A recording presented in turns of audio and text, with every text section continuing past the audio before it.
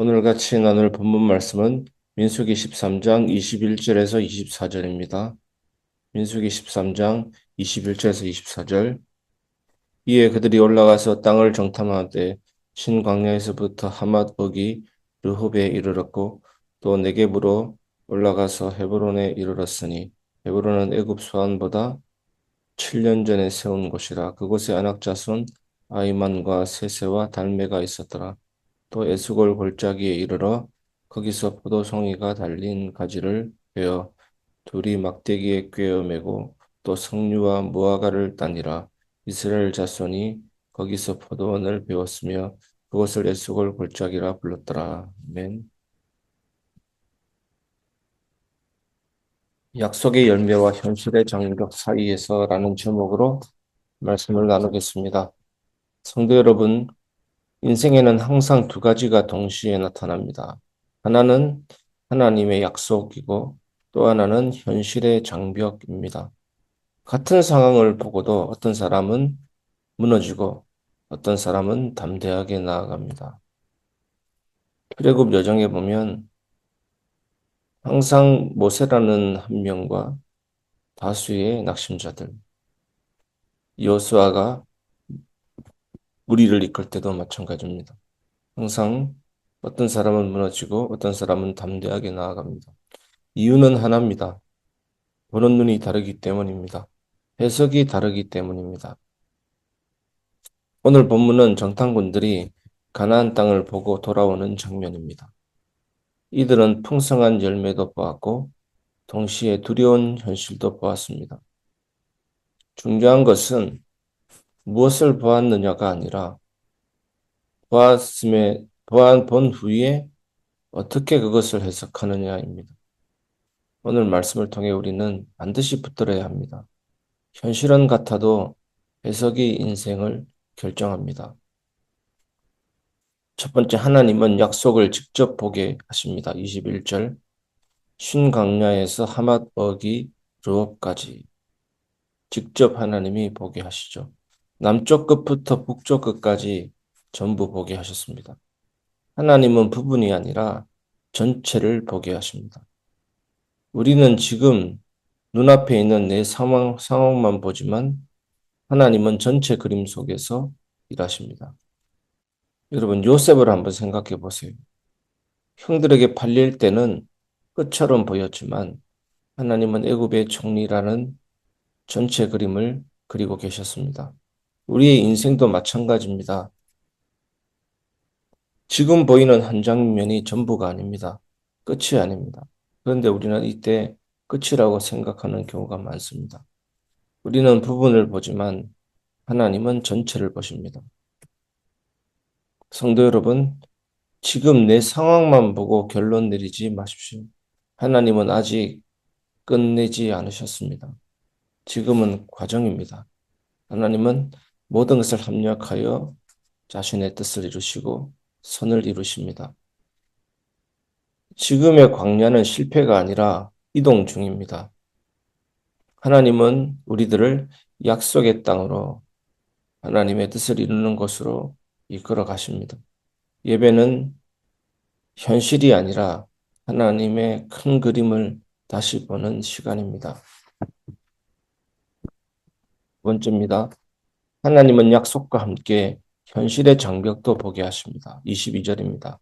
헤브론 아낙 자손이 있었더라. 거인족입니다. 헤브론은 아브라함의 약속의 땅입니다. 하나님의 지시한 땅 안에 있는 약속의 땅입니다. 가장 은혜로운 자리입니다. 다윗이 처음에 헤브론에서 왕의 역할을 수행합니다. 그런데 그곳에 누가 있었습니까? 거인이 있었습니다. 이것이 신앙의 핵심입니다. 하나님의 약속이 있는 자리에는 반드시 거인이 있습니다. 현실의 장벽도 함께 있습니다. 많은 사람들이 여기서 흔들립니다. 왜 이렇게 어렵습니까? 그러나 성경은 말합니다. 어렵기 때문에 하나님이 주신 길입니다. 다윗은 기름 부음 받았지만 누구를 만났습니까? 골리앗을 만났고 계속 사울 왕의 추격을 받게 됩니다. 요셉은 꿈을 받았지만 감옥을 지나야 했습니다. 여러분, 약속이 클수록 거인도 큽니다. 장벽도 큽니다. 성도 여러분, 지금 여러분 앞에 있는 안악자손 거인족은 장벽은 무엇입니까? 신명기 3장 11절에 보니까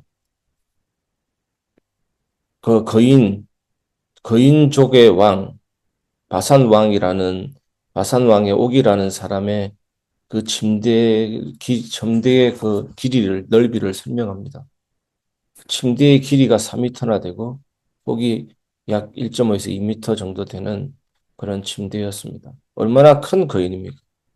우리의 마음을 떨어뜨리고도 남는 장대한 거인족 수억입니다. 해결되지 않는 문제, 감당하기 어려운 상황, 무너질 것 같은 현실. 그것은 하나님이 떠나신 증거가 아니라 하나님이 일하고 계신 자리입니다. 교회도 마찬가지입니다.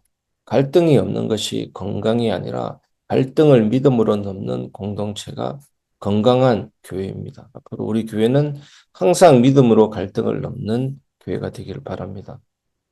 세 번째, 하나님은 약속의 증거를 주시고 믿음으로 해석하게 하십니다. 23절에서 24절입니다. 에스골 골짜기에서 포도송이를 들고 메고 옵니다. 하나님이 약속하신 땅이 얼마나 풍성한지 실제로 보여주는 것입니다. 하나님은 약속만 주시는 것이 아니라 반드시 증거도 주시는 분이십니다. 그러나 결정적인 차이가 여기서 갈립니다.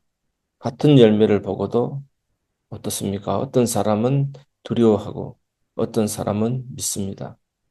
문제는 환경이 아니라 해석입니다. 10명의 장탐꾼은 장벽을 보았습니다. 거인을 보았습니다. 나중에 우리는 메뚜기와 같다. 그들의 밥이다라고 말할 만큼 장벽, 거인을 확실하게 보았습니다. 하지만 여호수아 갈렙 두 사람은 약속을 붙잡았습니다. 인생은 결국 무엇을 붙잡느냐의 싸움입니다. 성도 여러분, 오늘 우리의 삶에도 이미 에소골의 열매가 있습니다. 지금까지 지켜주신 은혜, 응답받는, 응답받은 기도, 지나온 보호하심, 그걸 기억해야 믿음이 살아납니다. 그래서 예배는 단순한 시간이 아니라 하나님이 하신 일을 다시 붙잡는 시간입니다. 오늘 말씀을 마무리하겠습니다. 열매를 붙잡을 것인가? 장벽을 붙잡을 것인가? 성도 여러분, 오늘 본문은 두 가지를 동시에 보여줍니다. 안악자손, 장벽, 에스골의 열매, 약속의 증거. 이 두 가지는 항상 함께 옵니다.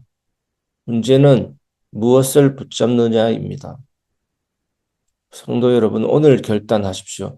나는 장벽이 아니라 하나님의 약속을 붙잡겠습니다. 나는 현실이 아니라 믿음으로 해석하겠습니다. 그 순간 두려움은 줄어들고 믿음은 살아납니다. 하나님은 반드시 그 믿음의 사람을 약속의 땅으로 들어가게 하십니다. 오늘도 하나님은 말씀하십니다. 보았느냐? 이제 믿어라. 여러분에게 참된 은혜가 있기를 주 예수님의 이름으로 축복합니다.